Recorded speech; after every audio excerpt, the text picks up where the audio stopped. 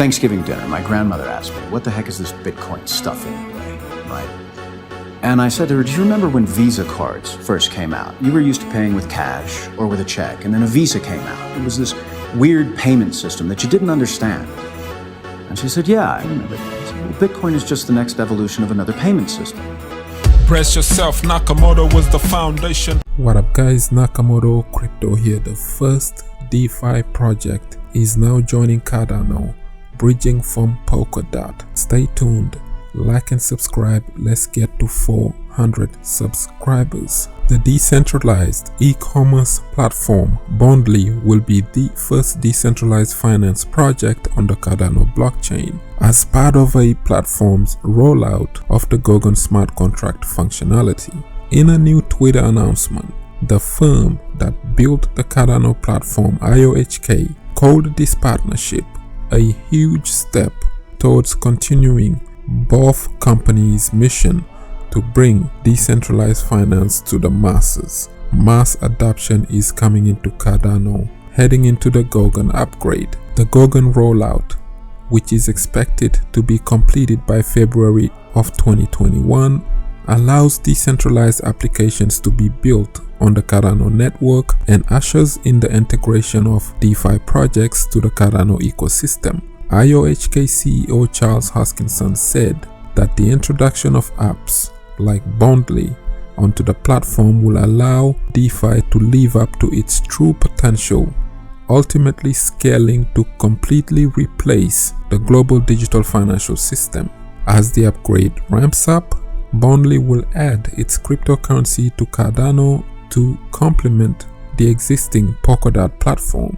It will also bridge the two companies' core products, over-the-counter trading platform BSwap and e-commerce platform Bond Project, which provides a decentralized escrow and buyer's protection. So unlike Ethereum, where ETH transactions are given more importance than those made with ERC20 tokens, the Goguen update will not prioritize Cardano's transactions over other tokens issued on the platform. This provides a better performance for non-native tokens, which will inherit all security and smart contract features of Cardano's native token ADA. Following the full implementation of Cardano's Goguen upgrade, the platform's Malo project will be initiated, and this initiative will enable peer-to-peer loans and contracts for difference directly on Cardano. The platform users will be able to launch already made templates on DeFi contracts and digital assets, transferring the terms of the contracts on the platform. Earlier this week, the company has announced that another DeFi project called Liquid will be a potential candidate to receive $250,000 in ADA funding as part of his project Catalyst. Hoskinson has always had great ambition for Cardano. Back in July of 2020, he suggested that Cardano would become a leader in the DeFi sector. On the same token, for the past few weeks, Bitcoin has dipped below 19,000. But who profited the most in this recent bull rally? According to a report from the OKEX data, professional investors and whales profited the most over retail traders in this recent bull rally. As Bitcoin hits new all-time highs, whales took profits. According to a new report from OKEX, the retail traders followed the rally and bought in, as the professional investors and financial institutions reaped the rewards and are slowly exiting now. The price of Bitcoin has dropped since by more than $2,000. Professional traders, whales, and financial institutions made the most of the Bitcoin recent bull rally, while the retail traders were just largely following the ride along, according to a new report. The report takes a closer look at trading data on the OKEX platform from August of this year throughout the end of November. After 3 months of research on the cryptocurrency market, it concludes that traders dealing in amounts greater than 2 Bitcoin have actually begun cashing out, taking a more measured approach, as the smaller traders are still hodling and buying into the market. This data from OKEX doesn't represent the whole market, but it is a solid indicator. Its trading volume over the past 24 hours exceeds $1.3 billion, and CoinGecko and CoinMarketCap have each given the exchange a relatively high trust rating. So while a single whale may easily execute a few 100,000 trades per day, according to this report, a large trader with only $100,000 in trading capital can theoretically do the same thing.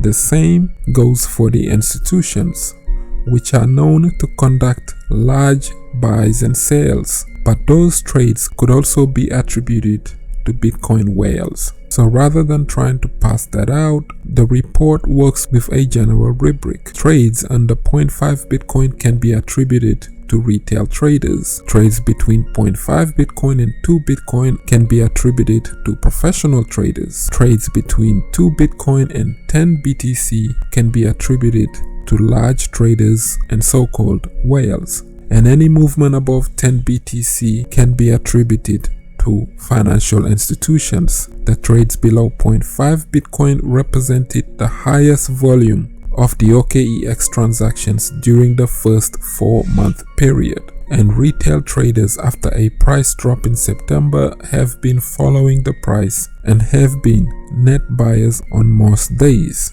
and this has happened all the way to Bitcoin's new all-time high. So back in November last month, as the price of Bitcoin ascended to that new all-time high, retail and professional traders both bought in, while the whales and the financial institutions were slowly cashing out.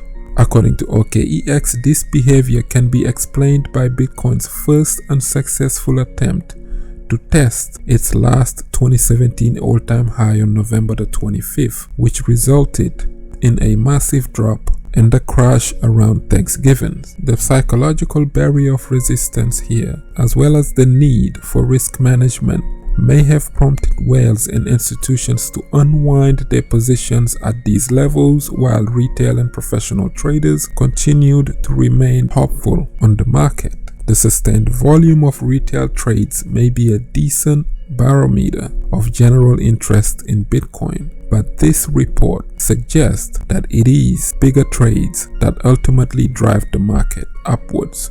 The recent slump in the market appears to bear that out. While Bitcoin was poised to exceed $20,000 at the end of November, the price has taken the opposite direction and falling as low as below $18,000 as the whales continue to dump. So who is going to drive the market back up? And that brings us in to MicroStrategy, as they have just announced on Friday that they raised $650 million, up from a recently boosted $550 million in a convertible senior note sale designed to allow the business intelligence company to buy more Bitcoin. The company estimates that $635 million of that sum, the net proceeds, will be available for Bitcoin, 3.97% allocations in accordance with its Treasury Reserve policy. The amount of the offering was boosted to $650 million from the previous $550 million announced on Wednesday. So after the purchaser of the notes exercised in full an option to buy up an additional $100 million on the convertible senior notes. So while you are dumping your Bitcoin following these big whales, financial institutions bigger than these whales are buying up all the Bitcoin you and the small whales are dumping on the market. If that's not the most bullish news ever, then what is? Let us know in the comment section below. Like the video, share, subscribe for some daily crypto content. I have been Mr. Nakamoto Crypto, and I'm out. Bitcoin under $8,000. Buy it. Bitcoin under $5,000. Buy it. Bitcoin over $10,000. Buy it. Bitcoin is over $20,000. Buy it. Bitcoin under $8,000. Buy it. Bitcoin under $5,000. Buy it. Bitcoin is over $10,000. Buy it. Bitcoin is over $20,000. Best performing asset in the last 10 years. True. Look into crypto, we need volunteers. No need to tiptoe, it won't disappear. Do your research, history made it clear.